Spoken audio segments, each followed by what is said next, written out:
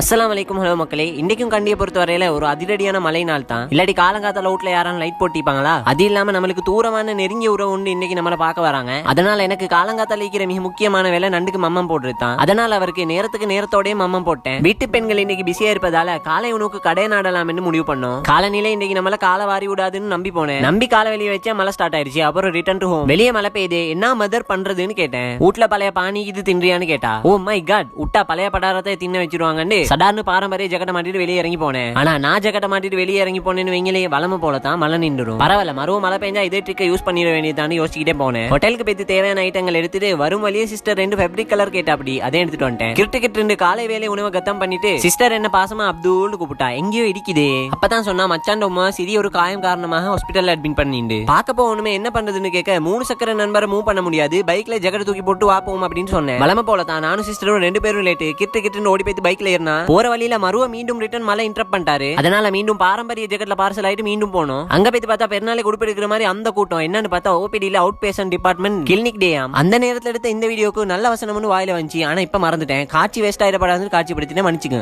அங்க போய் பார்த்தா வார்டுக்கு போறதுக்கு பாஸ் கொடுக்குறாங்க. ஒருத்தர் தான் உள்ளுக்கு அந்தர் ஜாவ், நீ வெளியே ஜாவுடா அப்படின்ட்டானு. நீங்க என்னடா சொல்றது, நானே வெளியே ஜாவுடா அப்படின்னு சொல்லி ஜம்முன்னு வந்து உட்காண்டினேன். இந்த பக்கம் லைட்டா மூஞ்சி இருட்டாக்கிதுன்னு இன்னொரு ஆங்கிள் போனை வச்சேன். அப்படி வீடியோ பண்ண பக்கம் ஒரு அங்கிள் நம்மள நோட்டமிட்டாரு. இவன் என்னடா ஹாஸ்பிட்டலுக்கு வந்து கீழே போனை வச்சுக்கிட்டு காலாட்டிக்கிட்டு உட்காந்து பாத்துட்டு பார்த்தாரு. அவருக்கு இதுக்கான விளக்கத்தை கொடுத்துட்டு அவர் வேற குறுக்குறுன்னு பாக்குறாரு. இருந்தாலும் நான் கேஷுவலா பாத்துட்டேன்.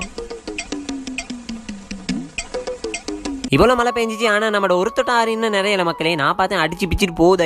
அதுலயும் சில உருப்படிகள் நாங்க சுனாமிலே ஸ்விம்மிங் அடிப்போண்டாண்டு குளிச்சிங் பண்ணிக்கிறாங்க. அவங்களை ஜூம் பண்ண முடியாது. அப்படியே வந்து பகலுண வேலையை முடிச்சுட்டு நம்மளுக்கு லைட்டா மண்டை மங்கி போச்சுண்டா மீண்டும் மறுமலர்ச்சியை நோக்கி மண்டையை கொண்டு வரதுக்கு இவங்களோட வீடியோ தான் பார்ப்பேன். அந்த நேரத்துல எனக்கு கண்ணு விரியும், வாய் பழக்கும், பல்லெல்லாம் மியூசியத்துல வைக்கிற பூம் பூம் மாடி மாதிரி நல்ல வாய் பழந்து சிரிப்பேன். எங்களோட மைனின் ஃபாதரும் மதரும் கொண்டாந்து கருப்பு எள்ளுருண்டை எடுத்து கடித்தால் கிறுக்குன்னு இருந்தது. நல்ல வித்தியாசமா சொல்ல மறந்துட்டு இன்னொரு அலையா விருந்தாளி வந்திருந்தாரு எங்களோட வீட்டுக்கோ. அவரோட பேர் தான் டிக் டிக் பூச்சி. எத்தனை பேருக்கு தெரியுமோ தெரியாது.